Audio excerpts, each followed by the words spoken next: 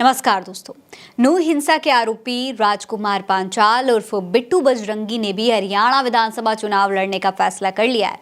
अभी हरियाणा के चुनाव में कुछ ही समय बचा है, उससे पहले ही बिट्टू बजरंगी के चुनाव लड़ने की खबरें तेज होने लगी हैं। बिट्टू बजरंगी खुद ये बात कह रहे हैं, खुद इस बात का ऐलान कर चुके हैं कि वो जल्द ही नामांकन भी कर सकते हैं। दोस्तों, खबर है कि वो फरीदाबाद NIT क्षेत्र के मैदान से उतरने वाले हैं। खास बात यह है कि वो निर्दलीय उम्मीदवार के तौर पर विधानसभा चुनाव लड़ने की तैयारी कर रहे हैं। आपको याद होगा, साल 2023 में नूंह में ब्रजमंडल यात्रा के दौरान हिंसा भड़क गई थी। 31 जुलाई को हरियाणा के नूंह में बजरंग दल ने धार्मिक यात्रा का आयोजन किया था, तभी यह हिंसा भड़की थी। कुछ लोगों की मौत हो गई थी, जबकि कई ऐसे लोग थे जो घायल हो गए थे। पूरे नूंह में आगजनी फैल गई थी। इस सांप्रदायिक हिंसा के शुरू होने से पहले ही नूंह के लोगों में काफ़ी गुस्सा था।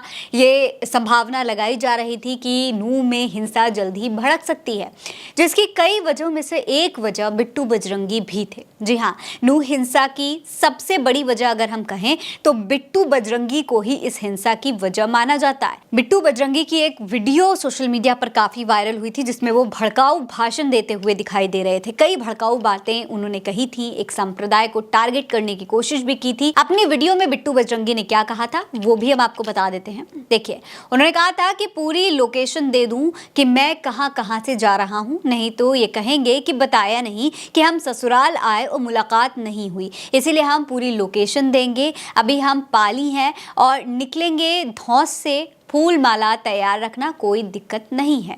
इसी वीडियो में पीछे से दोस्तों आवाज आ रही थी कि जीजा तुम्हारे आ रहे हैं, जिस पर बिट्टू बजरंगी सहमति जताते हुए दिखाई दे रहे थे। यानी कि दोस्तों, इस हिंसा को पहले से ही बिट्टू बजरंगी भड़काने की कोशिश कर रहे थे। दूसरे समुदाय में एक तरीके का गुस्सा भरने की कोशिश कर रहे थे, नफरत भरने की कोशिश कर रहे थे, चैलेंज करते हुए इस वीडियो में दिखाई दे रहे थे।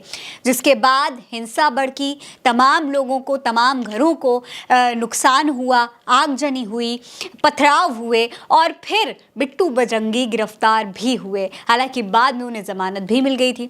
अब खबर है कि बिट्टू ने निर्दलीय चुनाव लड़ने का ऐलान कर दिया है। उन्होंने कहा है कि वो पिछले कुछ महीनों से क्षेत्र में काफी प्रचार भी कर रहे हैं, लेकिन अब नामांकन पत्र दाखिल करने के लिए भी तैयार हैं, क्योंकि बीते कुछ सालों में उनके समर्थकों की संख्या में काफी इजाफा हुआ है। उनका कहना है कि वो घर घर जाकर प्रचार कर रहे हैं। राज्य में मतदान में कुछ हफ्तों का समय ही शेष है, इसीलिए 9 सितंबर को वो नामांकन भी कर सकते हैं, ऐसा कहा जा रहा है। आपको याद होगा दोस्तों, साल 2023 में नूंह में जब हिंसा हुई थी तो बिट्टू बजरंगी उसके आरोपी थी। इसके अलावा बीते महीने ही पुलिस ने बिट्टू बजरंगी के खिलाफ एक केस दर्ज किया था, जिसमें कुछ लोग मवेशियों को जबरन उसके मालिक से छीन कर ले जा रहे थे। इसके खिलाफ सोशल मीडिया पर नफरती भाषण देने के भी आरोप थे उस पर। पुलिस ने हथियारों के लाइसेंस रद्द करने के लिए बिट्टू बजरंगी को कारण बताओ नोटिस भी जारी किया था। जनवरी में बिट्टू बजरंगी के छोटे भाई महेश की मौत हो गई थी। इसके बाद तत्कालीन जो मुख्यमंत्री थे मनोहर लाल खट्टर, वो सांत्वना देने के लिए उनके घर पहुंचे थे। तब बिट्टू बजरंगी ने दावा किया था कि धर्म विशेष के कुछ लोगों ने उनके भाई की हत्या कर दी थी। लेकिन बिट्टू बजरंगी की गुंडागर्दी के चर्चे कम नहीं हैं।